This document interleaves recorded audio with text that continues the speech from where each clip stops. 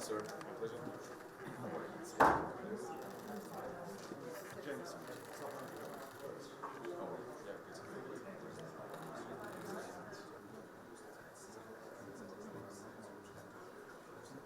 Welcome all of you who are watching us. Very, very important, for example, an update for us with this single corridor, which has become so famous. An updated understanding of the 2.6. 2.6. We have a flush 6 this year, and for the next year, because we easily are getting used to someone that will supervise, that will overview your public finances. The economy right now is developing rapidly. This year we expect to have more than 5% economic growth. This is a very conservative assessment. So therefore, especially after the decision that was made in December, that Georgia became an EU candidate country, so-called middle corridor. I had a very successful trip, association agreement, free trade agreement, visa-free, and now this was culminated. Investment, manufacturing, and so forth. I think the key is the world economy, this reorganization. We are expecting FDI, and I would expect $500 billion by 2023. So one of together.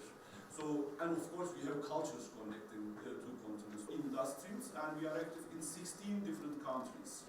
He needs to work for the benefit of his country. He cannot work easily and successfully without having Chinese investments. And we'll always appreciate, we'll always respect it. But this is the only thing that we ask. The occupation of our southern territories. Russia still occupies 20% of our territories. Neighboring countries with Azerbaijan and Armenia. We have very close.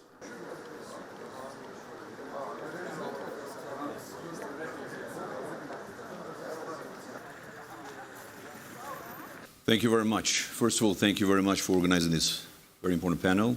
And I also want to join you in congratulating my dear friend, President Vučić, on his great victory.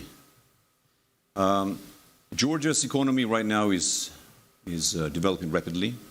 In the last 3 years, Georgia's economy grew very fast, and right now we're one of the fastest developing economies in the world. 2 years ago, Georgia's economy grew by 10.5%. Also in 2022, 10.4%. Last year, 7%. Inflation is very low. Last 7 months, it was below 1%. This year, we expect to have more than 5% economic growth. This is a very conservative assessment. So therefore, it's a very good, stable situation. Politically, also, Georgia is very stable. And also, you mentioned trade, and everything is growing. Of course, we are expanding our trade connections and relationship. I also want to mention that FDI was also a record number last year. And so therefore, especially after the decision that was made in December that Georgia became an EU candidate country, we expect more FDIs to flow into Georgia. So, my dear colleague, President Vučić mentioned connectivity. Of course, Georgia, as you know, has a very important strategic location, and we're absolutely committed to the development of this so-called middle corridor, which is becoming a very interesting, attractive alternative route. 2 years ago, we signed a very important roadmap together with our colleagues from Kazakhstan and also from Azerbaijan. We have a very clear, let's say, plan how to develop this corridor, Kazakhstan, Azerbaijan, Georgia, and vice versa. So we know exactly what needs to be done. It means the expansion of ports capacity. It means modernization of our railways, airports, and etc., etc. Roads infrastructure. I'll share with you recent updates about these very important projects. So this year we want to start construction of a new port, new deep sea port in Irakli in Georgia on the Black Sea. Also, the railway modernization is in progress, and this will be completed this year. And the capacity of the railroad in Georgia will be doubled, which will reach more than 48 million tons. We're also going to start the construction of a new airport, because we want to position ourselves as an aviation hub. And Georgia because of its location, has full potential to develop itself, to position itself as an aviation hub as well. All the infrastructure projects, such as the road, East-West Highway, everything is going to be completed this year, and other important projects also will be completed in 2 years' time. So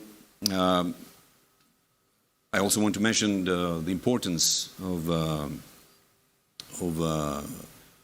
China's interest into this alternative route, so-called middle corridor. I had a very successful trip to China last year. I met with President Xi Jinping, and we decided to elevate our partnership to the strategic level. China's interest has been declared several months ago by President Xi regarding the middle corridor, and I think this will give more impetus and more energy to this, to the development of this corridor. So once again, I want to take this opportunity and publicly thank all the EU leaders who supported the historic decision to grant Georgia the candidate status. This is a huge achievement of our government because since we came to power in 2012, we made enormous efforts and big progress on our EU integration path. Association agreement, free trade agreement, visa-free, and now this was culminated by this decision, and Georgia became EU candidate country. Also want to mention very briefly that Georgia's economy since 2012, since we came to power, doubled in US dollars. In the last 3 years only, Georgia's GDP in US dollars doubled in per capita wise, because in 2020, per capita US dollar in US dollars was $4,250, something like that. More than 8. And this year it will be $8,600 already. So therefore, this is a recent update about Georgia. So once again, thanks for giving me this opportunity to speak about our Very impressive. A lot is happening. Thank you so much, Mr. Prime Minister. Well, regarding the security situation in the South Caucasus, first of all, of course, you remember the occupation of our sovereign territories. Russia still occupies 20% of our territories, and we had yesterday we discussed about this.